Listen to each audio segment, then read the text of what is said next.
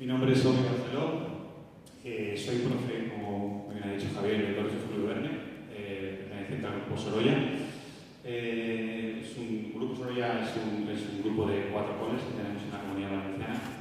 Y bueno, pues yo soy profe de ellos. Vengo a hablar de la EFT y del aprendizaje un poquito más allá del aula y de las habilidades del siglo XXI, de varias cosas. Ahí también tenéis mi Twitter, por si queréis tuitear mientras estoy hablando. Soy yo, si queréis seguirme, yo encantado. Pero os tengo que decir una cosa, que yo no vengo a hablar de tecnología. Yo vengo a hablar de educación. Yo soy profe.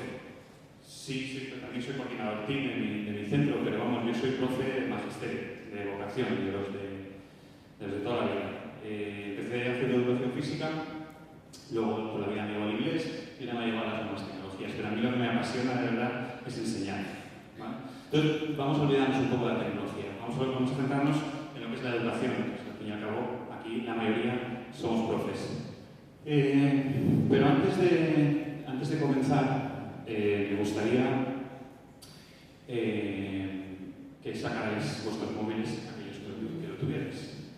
Y que si además tenéis Twitter, pues abráis la aplicación de Twitter, ¿vale? Porque yo, como digo, que soy profe y soy profe de primaria, además, tutor de cuarto de primaria hasta el año pasado. Entonces me gusta pues no dar clase magistral, sino que participéis. Así que os voy a proponer que participéis en mi ponencia o en mi charla, ¿vale? Es muy fácil. Si tenéis Twitter, es muy fácil. Tenéis que tuitear poniendo, ahora saldrán, en algún momento se cargarán, eso es lo que tienen las tecnologías, que se cargan o no.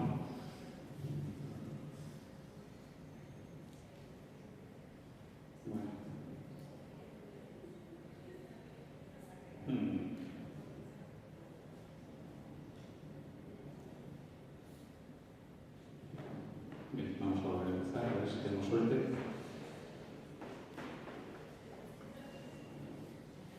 Os voy a dejar con las ganas de que tuiteéis.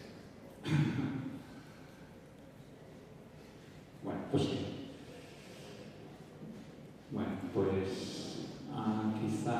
Vale. No tengo internet. Qué rabia. Bueno, pues no pasa nada. Si me consigues... Entonces, bueno, la idea era... Bueno, esto de las habilidades del siglo XXI, creo que era un poco preguntaros por eso, ¿no?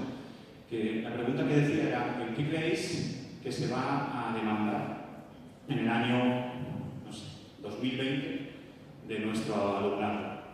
¿Qué se les va a pedir? Cuando nuestro alumnado, estamos en el 2012, el 2020 es un poco pronto, 2030, cuando salgan de primaria, los infantil, salgan al mundo laboral, ¿qué se les va a pedir? Yo os daba unas opciones, ¿no?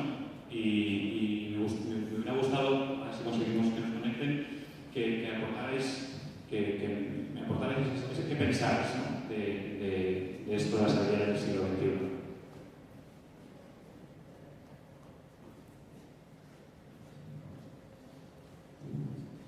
Sí, ahora sí. Sí.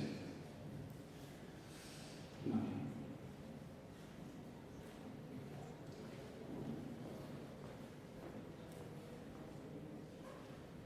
Ahí estamos.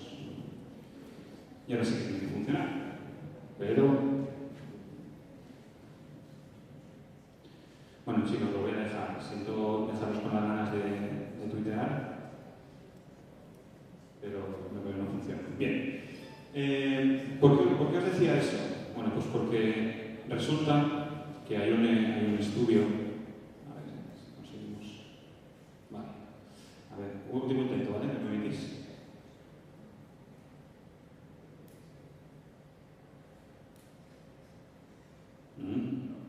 No te preocupes, da igual, no te preocupes. Bien, resulta que hay un estudio que dice que desde los años 1960 se ha ido cambiando la demanda de las tareas que se le piden a los trabajadores. Antiguamente, se pedían trabajadores con unas habilidades Y como veis, ahora, desde 1990, se está demandando muchísimo más gente que tenga capacidad de desarrollar tareas no rutinarias y de desarrollar tareas analíticas, ¿vale? Pero, como dice abajo, ¿qué nos pasa? Pues que las tareas rutinarias, las tareas tanto manuales como cognitivas, son las que nos resultan mucho más fácil de evaluar.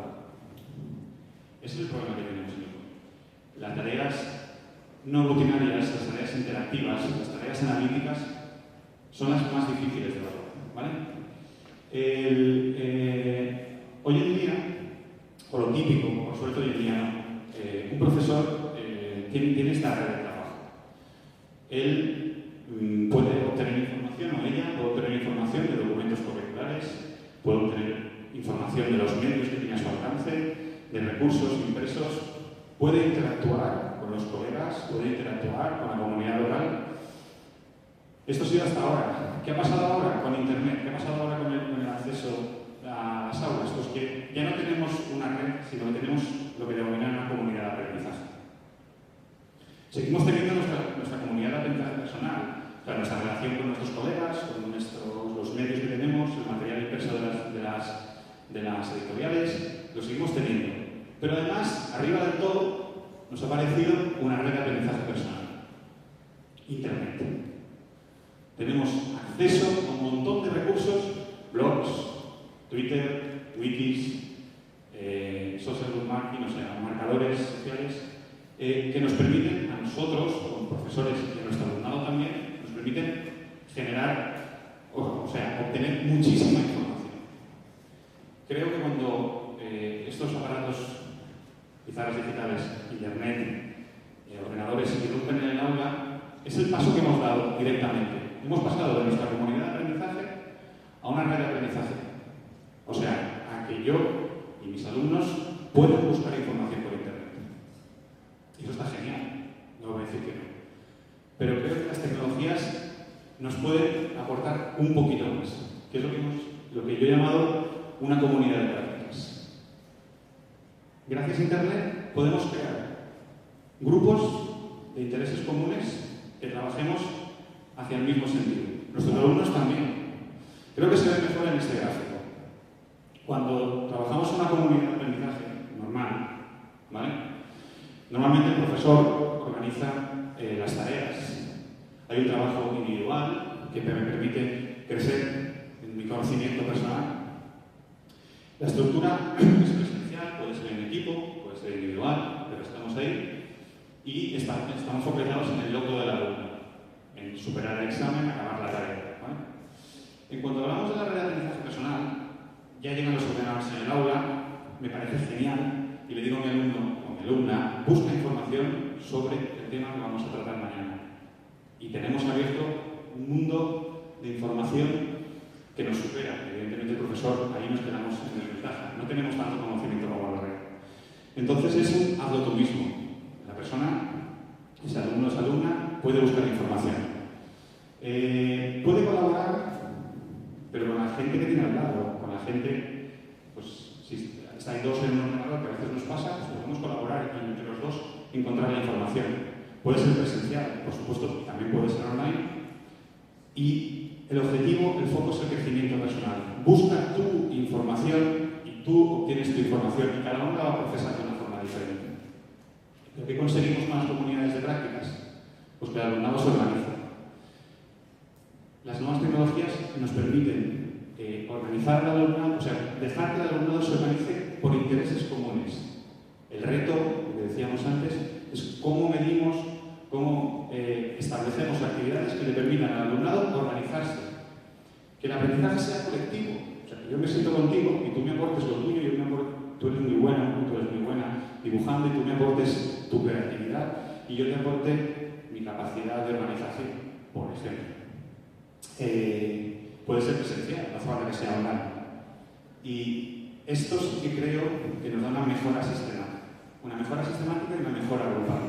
Porque con lo que decíamos, esto es un poco caótico, pero a ver si me consigo explicar. ¿Qué se nos va a pedir?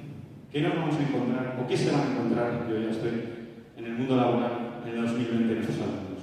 Pues se van a encontrar un mundo computacional con superestructuras, con sistemas inteligentes, con una nueva ecología de medios, con un mundo conectado, y eso les va a pedir que tengan una serie de capacidades, una serie de habilidades, que se manejen en múltiples disciplinas, que tengan una alfabetización digital, por supuesto, que den sentido a las cosas, que las cosas que hagan tengan sentido, ¿vale?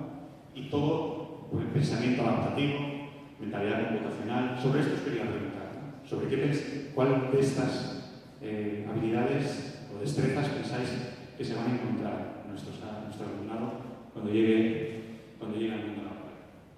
Bueno,